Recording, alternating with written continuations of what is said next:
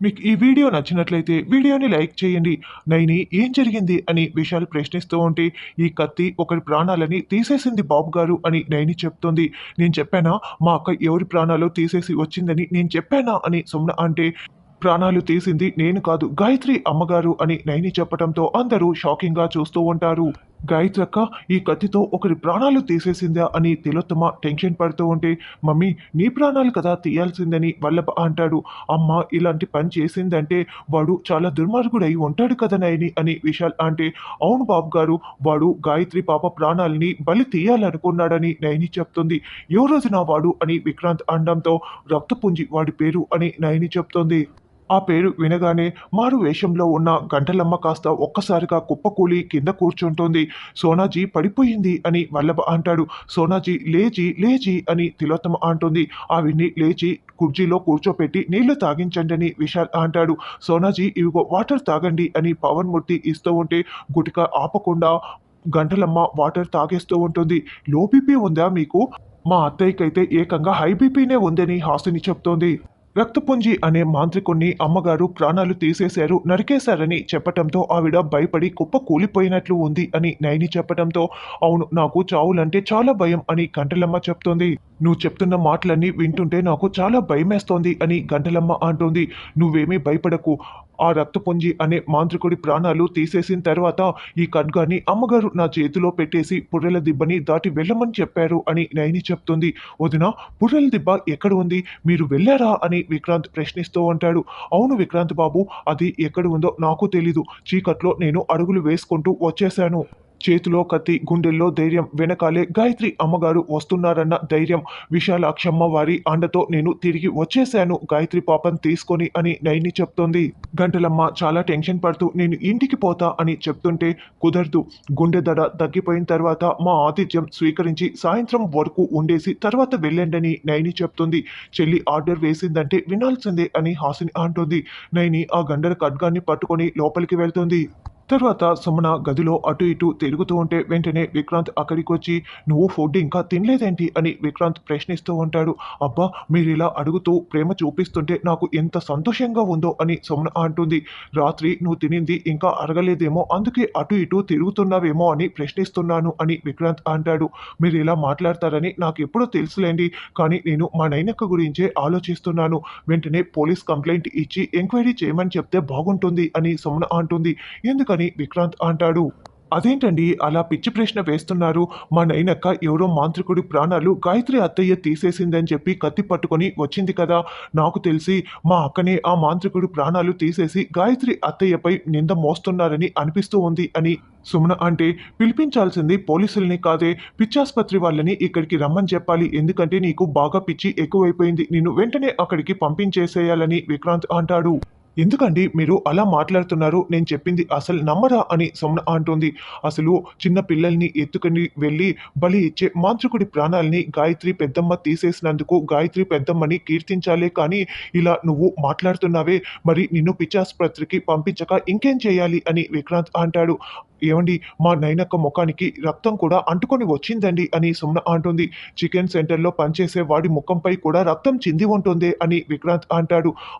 సర్లేండి, రేపు పొద్దున పేపర్లో, న్యూస్ పేపర్లో, టీవీ ఛానల్స్లో అంతా కూడా ఈ న్యూస్ వచ్చిన తర్వాత అప్పుడు మీకుంటుందని సుమన అంటుంది. ఈ న్యూస్ ఎక్కడా కూడా రాదు. ఎందుకంటే పుర్రెల దిబ్బ ఎక్కడ ఉందో ఎవరికీ తెలీదు.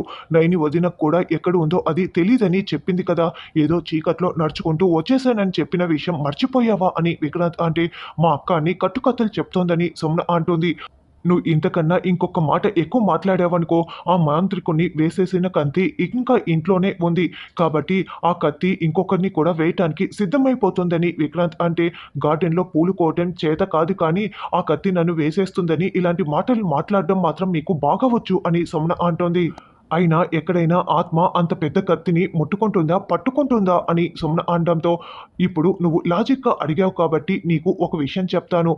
ఆత్మనే ప్రాణాలు తీసేసిందని చెప్తున్నావు కదా, మరి పోలీసులు ఎవరిని పట్టుకుంటారు? ఇప్పటికైనా నీకు లాజిక్ అర్థమైపోయిందా అని విక్రాంత్ వెళ్ళిపోతాడు.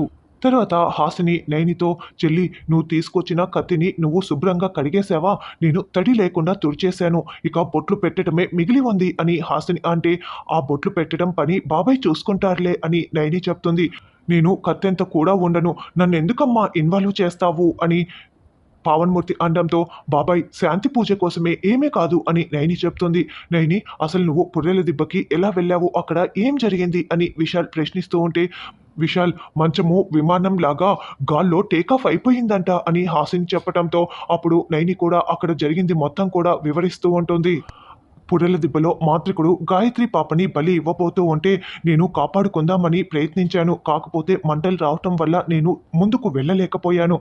అప్పుడే గాయత్రి అమ్మగారు అక్కడికి వచ్చి అక్కడ ఉన్న ఖడ్గాన్ని నన్ను తీసుకోమని చెప్పారు. ఆ తర్వాత గాయత్రి అమ్మగారు ఆ ఖడ్గాన్ని తీసుకొని ఆ మాంత్రికుడిని ఒక్క వేటు వేసేశారు అని నైని మొత్తం వివరంగా వివరిస్తూ ఉంటుంది. ఎంత ధైర్య సాహసాలు చేసావమ్మా అని పాము అంటుంటే, అవునని హాసిన్ కూడా నైనిని మెచ్చుకుంటూ ఉంటుంది. మొత్తానికి ఆ మాంత్రికుడు చిత్తైపోయాడన్నమాట అని విశాల్ అనడంతో, అవునని నైని సంతోషంగా చెప్తూ ఉంటుంది. గంటలమ్మ కూలింగ్ గ్లాసెస్ పెట్టుకొని చేతిలో కర్ర పట్టుకొని సోఫాలో కూర్చొని ఉంటే, తిలోత్తమ కూడా ఎదురుగా కూర్చొని ఉంటుంది. ఇంకా గంగిరెద్దులాగా ఆ అద్దాలు ఎందుకు, తీసేసే గంటలమ్మ అని వల్లభ అంటాడు. రే డింబక అని గంటలమ్మ కోపంగా ఆ కూలింగ్ గ్లాసెస్ని తీసేస్తుంది. అవి నీకు చాలా బాగా సూట్ అయ్యాయి గంటలమ్మ అని తిలోత్తమ అంటే, సూట్ అవడం కాదు మమ్మీ, ఆ మాంత్రికుడి వేటు పడింది కదా పుర్రెల దిబ్బలో, దాని గురించి మాట్లాడండి అని వల్లభ అంటాడు. ఆ గాయత్రి పాప మహజ్జాతకురాలు. ఆ గాయత్రి పాపని రక్తపుంజి దగ్గర పడేస్తే రక్తపుంజికి శక్తులు వస్తాయి. ఆ గాయత్రి పాపని బలి ఇస్తాడనుకుంటే ఆ గాయత్రి దేవి ఆత్మ ఆ రక్తపుంజి ప్రాణాలే తీసేసిందని గంటలమ్మ అంటోంది. అదంతా తెలిసిందే కానీ ముందు నీ శక్తి సామర్థ్యాలు చూపించు అని వల్లభ అంటే, చూపిస్తా చూపిస్తా అని చేతిలో ఉన్న కర్రని చూపిస్తూ ఉంటుంది. చూపిస్తా చూపిస్తా అంటూ నీ చేతిలో ఉన్న ఆ పుల్లని చూపిస్తున్నావు ఏంటని వల్లభ అంటే, రే డింబక ఇది పుల్ల కాదురా, మంత్రదండాన్ని ఇలా కర్రగా మార్చి పట్టుకు వచ్చాను అని గంటలమ్మ చెప్తుంది. రే నువ్వు ఎక్కువగా మాట్లాడితే ఆ కర్రని నీ నోట్లో చిక్కుతుంది గంటలమ్మ అని తిలోత్తమ అనడంతో, అయ్యో నేను మాట్లాడనులే మమ్మీ అని వల్లభ అంటాడు. ముందు ఆ ప్లాన్ ఏంటో చెప్పండి మమ్మీ అని వల్లభ అంటే, రక్తపుంజి ప్రాణాలు పోయాయని తెలియగానే నేను కుప్ప కూలిపోయాను. నా కుడి భుజం విరిగిపోయినట్లు అయ్యింది. జరిగిన దానికి నేను ప్రతీకారం తీర్చుకోవాల్సిందే. తల్ల పిల్ల అని ఆలోచిస్తున్నాను అని గడ్డలమ్మ అంటే, నైని మరదల గురించి నువ్వేమనుకుంటున్నావు? నువ్వు ఏదైనా చేసే లోపే ఆ కత్తితో నిన్ను 50 ముక్కలు చేసేయగలదు, జాగ్రత్త అని వల్లభ వార్నింగ్ ఇస్తాడు. గంటలమ్మని భయపెడుతున్నావా వల్లభ అని తిలోత్తమ అంటుంది. మీరు భయపెడితే నేను భయపడిపోను. అయినా ఇప్పుడు నైని ఆ గాయత్రి పాపని ఇద్దరిపై నేను ప్రతీకారం తీర్చుకోవాలి. తల్లి వెంబడే పిల్ల ఎలా ఉంటుందో ఆ దూడ పిల్లని అంటే ఆ గాయత్రి పిల్లని ఈ గడప దాటిస్తే చాలు, ఆ గాయత్రి పాప వెనకాలే నైని వెతుక్కుంటూ వస్తుంది. అప్పుడు నేను చేయాల్సింది చేస్తానని గంటలమ్మ చెప్పటంతో, ఆ గాయత్రి పాప నువ్వు అనుకుంటున్న సామాన్యురాలు కాదు, చిచ్చర పిడుగు అని వల్లభ అంటే, అవును గాయత్రి పాప ఎవరిని అంత సామాన్యంగా నమ్మదు అని తిలోత్తమ అంటుంది. నువ్వు చాక్లెట్లు ఇస్తే వస్తుందని అనుకుంటున్నావా? అది అస్సలు కుదరదు అని వల్లభ అంటాడు. అందుకే కదా ఈ మంత్రదండం ఉన్నది.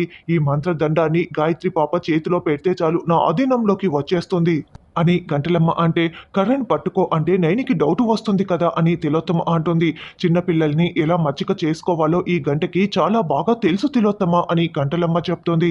తర్వాత నైని, విశాల్, హాసిని, పావన్మూర్తి అందరూ కూడా గాయత్రీదేవి ఫోటో ముందు బియ్యంలో ఆ గండర ఖడ్గాన్ని నిలబెట్టి పసుపు రాసి కుంకుమ బొట్లు పెడుతూ ఉంటారు. ఏం చేస్తున్నారంటూ సుమన, తిలోత్తమ, వల్లభ వాళ్ళు అక్కడికి వస్తారు. ఈ ఖడ్గానికి పూజ చేస్తోంది నైనమ్మ అని పావన్మూర్తి చెప్తాడు. ఎందుకు అలా బియ్యంలో నిలబెట్టారు ఆ ఖడ్గాన్నని తిలోత్తమ అంటుంది. ఈ ఇంట్లో వాళ్ళ జోలికి వస్తే ఇలాగే నూకలు చెల్లిపోతాయని నిదర్శనంగా ఉండటానికి ఇలా బియ్యంలో పెట్టామని నైని చెప్తోంది. నైని, దీపం కూడా పెట్టాలన్నావు కదా అని విశాల్ అనడంతో, మన బంగారు పాప గాయత్రి పాప ప్రమిదని తీసుకువస్తుంది, అటు చూడండి బాబుగారు అని నైని చెప్పడంతో గాయత్రి పాప ప్రమిదని నైని చేతిలో పెడుతుంది.